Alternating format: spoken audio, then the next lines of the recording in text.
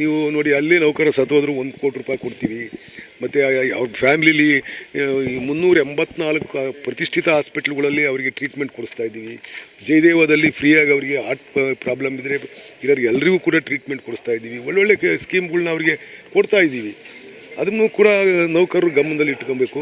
ಸಾರ್ವಜನಿಕರಿಗೆ ತೊಂದರೆ ಕೊಡಬಾರ್ದು. ಮುಖ್ಯಮಂತ್ರಿಗಳು ಹೇಳಿದ್ದಾರೆ, ಈಗ 7,014 ಕೋಟಿ ಕೊಡ್ತೀವಿ, ಸೆಷನ್ ಮುಗಿದ ಮೇಲೆ ಕೂತ್ಕೊಂಡು ಮಾತಾಡೋಣ ಅಂತ ಹೇಳಿದ್ದಾರೆ. ನೀವು ಅದನ್ನೂ ಮೀರಿ ಹೋಗಿ ಸ್ಟ್ರೈಕ್ ಮಾಡ್ತಕ್ಕಂಥದ್ದು ಎಷ್ಟು ಸರಿ ಅಂತಕ್ಕಂಥದ್ದು ಅವರೇ ವಿವೇಚನೆಗೆ ಬಿಟ್ಟಿರ್ತಕ್ಕಂಥದ್ದು.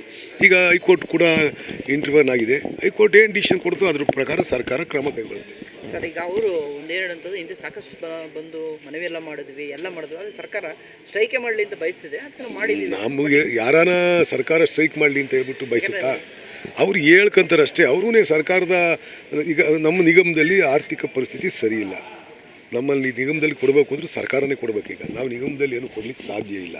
ಹಿಂದೆ ಕಾಲಕ್ಕೆ ಅವರು ರೇಟ್ ಜಾಸ್ತಿ ಮಾಡ್ಕೊಂಡು ಹೋಗ್ಬೇಕಾಯಿತು. ಅದಕ್ಕೆ ಸರ್ಕಾರ ಪರ್ಮಿಷನ್ ಕೊಟ್ಟಿರಲಿಲ್ಲ. ಹಿಂದಿನ ಸರ್ಕಾರದಲ್ಲಿ ಸುಮಾರು 7 ವರ್ಷ 8 ವರ್ಷ ಏನು ರೇಟೇ ಜಾಸ್ತಿ ಮಾಡಿಲ್ಲ.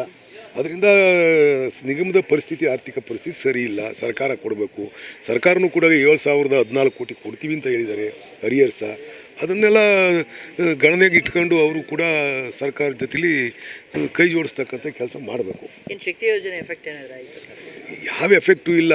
ಕೋವಿಡ್ ಟೈಮಲ್ಲಿ ಹಿಂದಿನ ಸರ್ಕಾರದಲ್ಲಿ ಆಗಿರ್ತಕ್ಕಂಥದ್ದು ಸುಮಾರು 6,000-7,000 ಕೋಟಿ ಸಾಲ ನಿಲ್ಲಿಸೋಗಿದ್ದಂಥದ್ದು ಹಿಂದಿನ ಸರ್ಕಾರ, BJP ಸರ್ಕಾರ ಬಿದ್ದಂಥ ಸಂದರ್ಭದಲ್ಲಿ ಅವ್ರಿಗೂ ಕೋವಿಡ್ ಬಂದಿತ್ತು.